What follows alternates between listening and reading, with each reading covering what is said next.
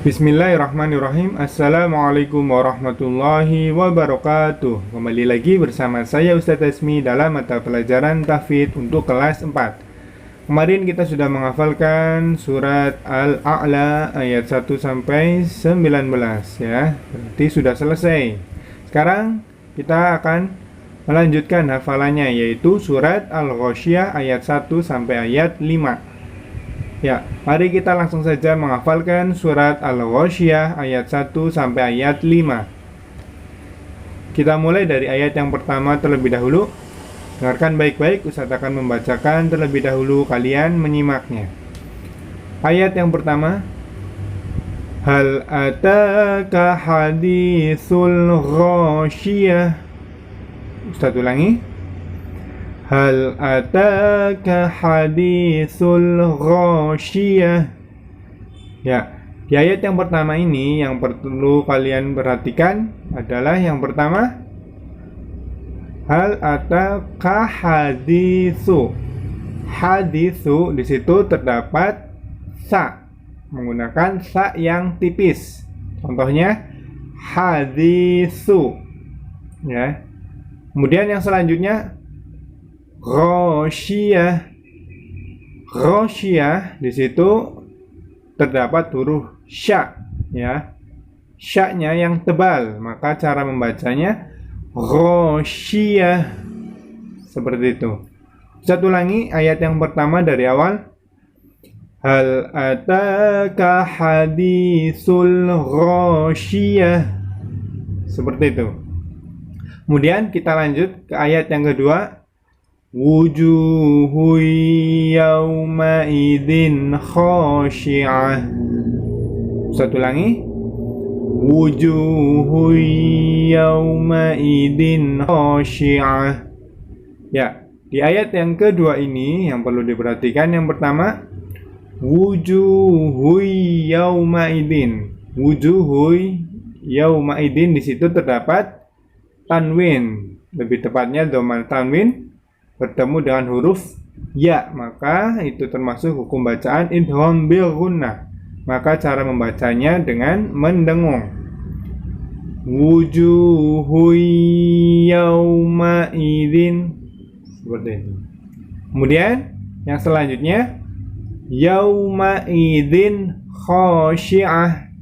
Yauma idzin khashi'ah di situ terdapat tanwin, lebih tepatnya kasroh tanwin bertemu dengan huruf kha, maka itu termasuk hukum bacaan idhar. Maka cara membacanya harus jelas. Yauma idzin khashi'ah, ya, tanwinnya dibaca jelas. Yauma idzin khashi'ah. Ustaz ulangi ayat yang kedua dari awal. Wujuhu yauma idzin khashi'ah. Seperti itu. Kemudian kita lanjutkan ke ayat yang ketiga. Amilatun nasibah. Satu lagi. Amilatun nasibah. Ya, di ayat yang ketiga ini yang perlu diperhatikan, amilatun nasibah. Ya, amilatun di situ terdapat tanwin, lebih tepatnya dhammah tanwin bertemu dengan huruf nun, maka itu termasuk hukum bacaan idgham bil gunnah. Maka cara membacanya dengan mendengung. Amilatun nasibah. Seperti itu. Kemudian kita lanjutkan ke ayat yang selanjutnya, yaitu ayat keempat. Tasla naran hamiyah. Satu lagi. Tasla naran hamiyah. Ya, di ayat yang keempat ini yang perlu diperhatikan, yang pertama, tasla naron. Di situ terdapat fathah tanwin atau tanwin bertemu dengan huruf ha, maka itu termasuk hukum bacaan idhar. Maka cara membacanya harus jelas. Tasla naron hamiyah. Satu lagi ayat yang keempat. Tasla naron hamiyah. Seperti itu. Kemudian kita lanjutkan ke ayat yang kelima. Tusqa min ainin aniyah. Satu lagi. Tusqa min ainin aniyah. Ya, di ayat yang kelima ini yang perlu diperhatikan, tusqa min ainin. Min ainin di situ terdapat nun sukun bertemu dengan huruf ain. Maka itu termasuk pembacaan idhar, maka cara membacanya sama, yaitu dibaca jelas. Tusqa min ainin.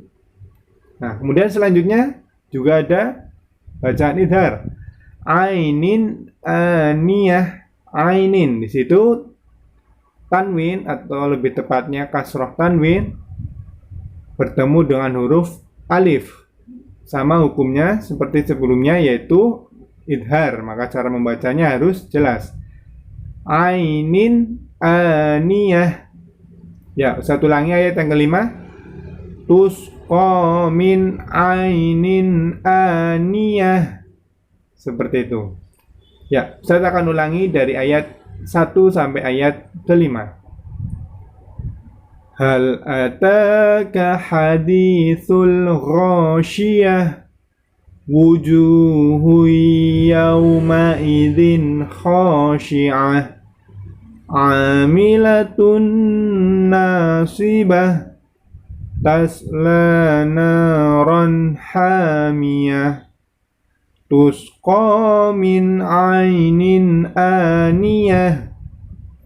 Ya, itu tadi surat Al-Ghasyiyah ayat 1 sampai ayat kelima. Nah, untuk tugas kalian yang pertama adalah menghafalkan surat Al-Ghasyiyah ayat 1 sampai 5, kemudian menulis surat Al-Ghasyiyah ayat 1 sampai 5, cukup ayatnya saja. Demikian yang bisa saya sampaikan, mudah-mudahan bermanfaat. Assalamualaikum warahmatullahi wabarakatuh.